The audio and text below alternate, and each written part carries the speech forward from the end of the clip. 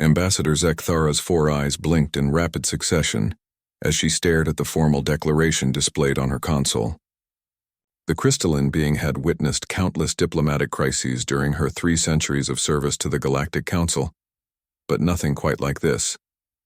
"They're leaving," she whispered, her voice creating harmonic resonances through her translucent form. The human ambassador, Sarah Chen, stood before the assembled council with an expression that the various alien species had learned to recognize as dangerously calm. Her small bipedal frame seemed insignificant among the towering Vorthak representatives and the sprawling, tentacled Kulmari delegates, yet somehow her presence dominated the vast chamber. "The United Earth Federation hereby withdraws from all diplomatic relations with the Galactic Council. Effective immediately," Chen announced, her words translated into 17 different languages simultaneously. "We will no longer participate in your debates, your committees, or your endless bureaucratic procedures." Council Speaker Mordun, a massive insectoid being whose chitinous exoskeleton gleamed under the chamber's artificial suns, leaned forward on his speaking platform. "Ambassador Chen, surely this is premature. The trade dispute with the hegemony can be resolved through proper channels." "Proper channels?" Chen's laugh was sharp, cutting through the translator's attempts to soften it. "We've been discussing proper channels for 18 months while the hegemony blockades our colonies and starves our people. Your proper channels involve another 2 years of committee reviews." The Kulmari representative, a gelatinous mass of shifting colors, pulsed a deep red, their species equivalent of anxiety. "The humans cannot simply abandon galactic civilization. They have responsibilities, obligations to maintain order." "Order?" Chen turned to face the writhing creature. "You mean the order where humanity provides 43% of the Council's emergency response forces? Where our ships are first to arrive at every disaster, every conflict, every crisis? Where we've spent the last century pulling your various species out of situations your order failed to prevent?" Uncomfortable rustling echoed through the chamber. The truth of her words was undeniable. Human vessels had indeed become the de facto emergency response fleet of the galaxy, their crews seemingly tireless in their willingness to risk everything for strangers. Zekthara accessed her historical records, her crystalline structure flickering with internal light as data flowed through her consciousness.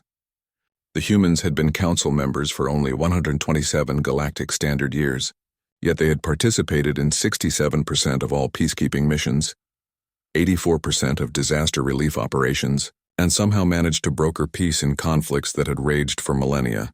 "The Council offers structure prevents chaos," Mordun insisted, his mandibles clicking nervously. Without unified governance, we got things done," Chen interrupted.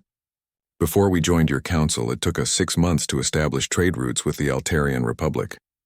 Through your proper channels, similar agreements now require an average of 4 years and 17 subcommittee approvals."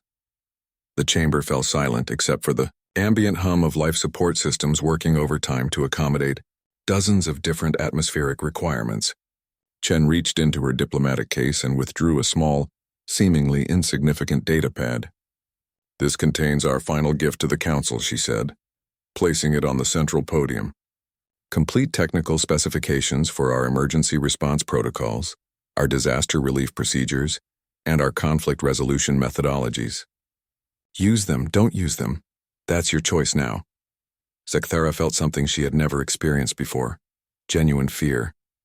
The implications were staggering. Without human intervention, the Corvin Civil War would have consumed 3 star systems. The plague that swept through Vega Sector would have claimed billions more lives. The quantum storm that threatened the Andorian homeworld would have. "You cannot abandon your responsibilities to galactic civilization." The shout came from the hegemony delegation, their insectoid representative rising on powerful hind legs. "Your species has obligations." Chen's expression shifted, and every species in the chamber instinctively recognized the look. It was the same expression human soldiers wore moments before turning impossible odds into stunning victories. "Obligations?" she repeated softly. "We fulfilled our obligations. For over a century, we've been the Council's conscience, its emergency services, its peacekeepers. We've bled for species that barely acknowledge our existence. We've died for causes that your committees deemed insufficient priority for immediate action." She began walking toward the chamber's exit, her footsteps echoing in the sudden silence. The Draknari system is experiencing solar instability that will kill 40 billion beings within the next 6 months, she continued without stopping. Your committees have been studying the issue for 3 years.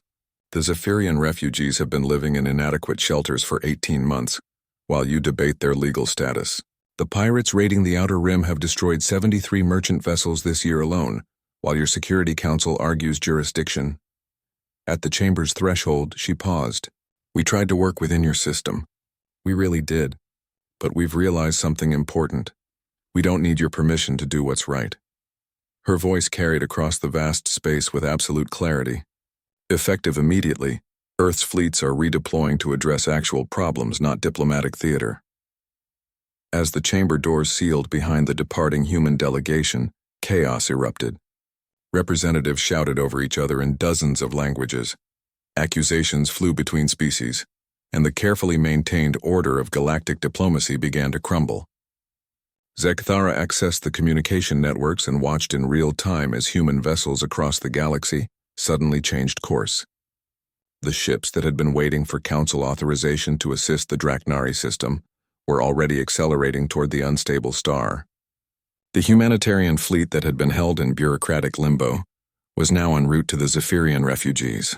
Within hours, the first reports began arriving. Human forces had engaged the Outer Rim pirates without Council authorization. Earth's engineers were already establishing emergency shelters in the Zephyrian camps.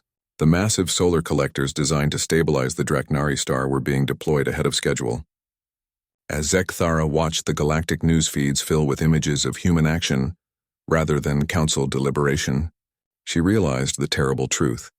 The humans hadn't just withdrawn from diplomacy, they had declared independence from the need for anyone's permission to save lives. The Galactic Council would survive, she knew, but it would never be the same. The species that had taught the galaxy what it meant to act without hesitation, to sacrifice without question, to help without expecting reward, had just reminded everyone why some called them the most dangerous beings in known space. They cared too much to wait for permission.